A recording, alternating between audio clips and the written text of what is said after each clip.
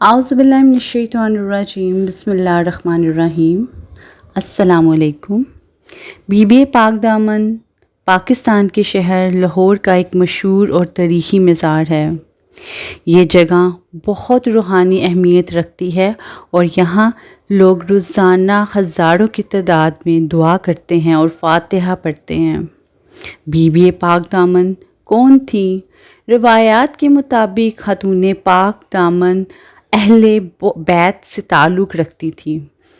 وہ خواتین جو اہل بیت سے تعلق رکھی تھیں بہت ہی پاک دامن خواتین کہلاتی تھیں اور اسلام کی تبلیغ کے لیے تشریف لائی تھیں۔ پاک دامن کا مطلب پاکیزہ اور باعزت خواتین۔ مشہور روایت کہا جاتا ہے کہ یہ خواتین علی ابن طالب کے خاندان سے تعلق رکھتی تھیں۔ انہوں نے دین اسلام کی تبلیغ کی۔ ان کی عبادت، تقویٰ، پاکیزگی کی وجہ سے یہ مشہور ہوئیں۔ وہاں دعا، فاتحہ، قرآن خوانی، صدقہ، روحانی سکون کے لیے حاضری دی جاتی ہے۔ محرم کے لحاظ سے بھی بی بی پاک دامن میں بہت رش ہوتا ہے اور لوگ وہاں پر جاتے ہیں اپنی حاضری کے لیے، اپنی دعاؤں کے لیے اور نیاز کے لیے۔ محرم میں بی بی پاک دامن میں لوگوں کی حاضری بڑھ جاتی ہے۔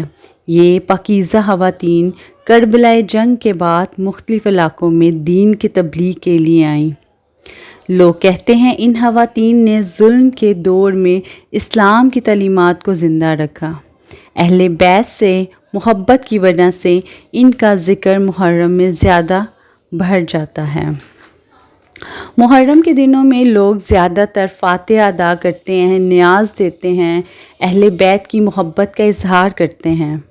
اور نظر نیاز دینا کا مطلب یہ نہیں کہ اگر آپ یہ چیزیں نہیں کرتے اور آپ ان چیزوں کو نہیں مانتے ہو، بس امام حسن حسین کی راہ میں جو ہے وہ چیزیں بانٹی جاتی ہیں، پانی پلایا جاتا ہے اور اس سے اپنی محبت کا اظہار کیا جاتا ہے۔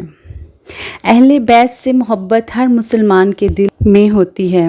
اللہ ہمیں سچی تعلیمات پر جینے کی توفیق عطا فرمائے، آمین ثم آمین۔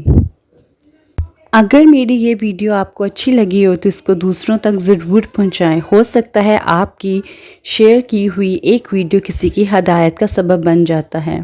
یہ چھوٹی سی مختصر سی چیز تھی جو میں نے آپ کے ساتھ شیئر کی۔ ایسے ہی اسلامی ریمائنڈر کے لیے میرے چینل کو سبسکرائب کرنا نہ بھولیے گا۔ شکریہ، خدا حافظ۔